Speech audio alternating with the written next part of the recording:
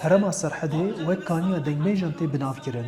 Ji ber ku dengbêjên mîna Şakîro, Kirapetê Xaço, Derweş Serhedî, dengbêj gazîn û şeroyê biro ji vê deverê derketine û wan mîrateyekê dewlemend li pê xwe hîştine.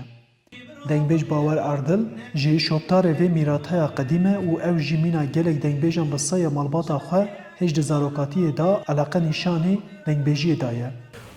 Gava ez kelamekî dibêjim ew kelama ku ez ezber bikim, ew kelama meعناوî ez bizanim ew dikeve ruh û bedenê min. Ez bi ruh û bedenê xwe bikem nava wî kelamê wek min fîlmekê ber çavê min derbas dibe.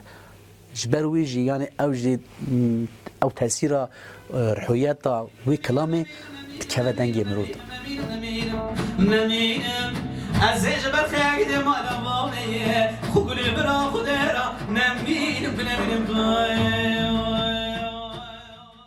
Erdil hunerwek parçek jiyana xwe dîtiye û di vî warî da tim hewildanên wî çêbûne. Wî ji bo ku di warê muzîkê de pispor bibe û pêşiya nifşên nû ronî bike li zanîngeha Yüzüncûyîla Wanê beşa mamostatiya muzîkê qedandiye û ew niha perwerdeya muzîkê dide zarokan.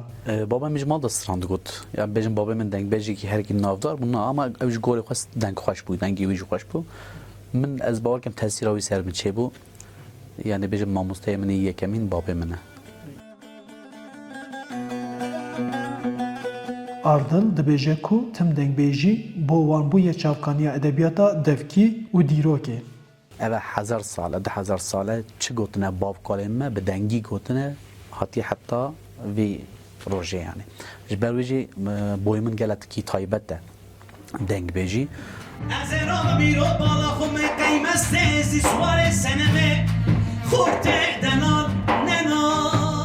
Dengbêj Erdil got ku çand û hunera Kurdî ew qas dewlemend e ku li ser çand û hunera gelên cîran jî tesîr kiriye.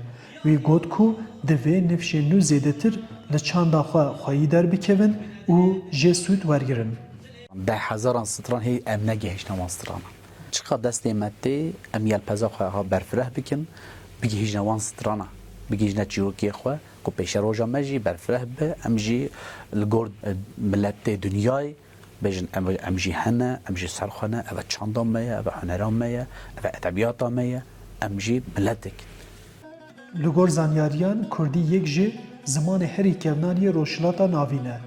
Lê ji ber bê statûya zimanê Kurdî bi taybet li Tirkiye dibin xetereyê de ye. Xemxwarên zimanê Kurdî yên mîna dengbêj Erdil bawer dikin ku ziman di herî zêde bi çand û hunerê belav bibe û were jiyandin. Arif Aslan, Dengê Amerîka, Wan.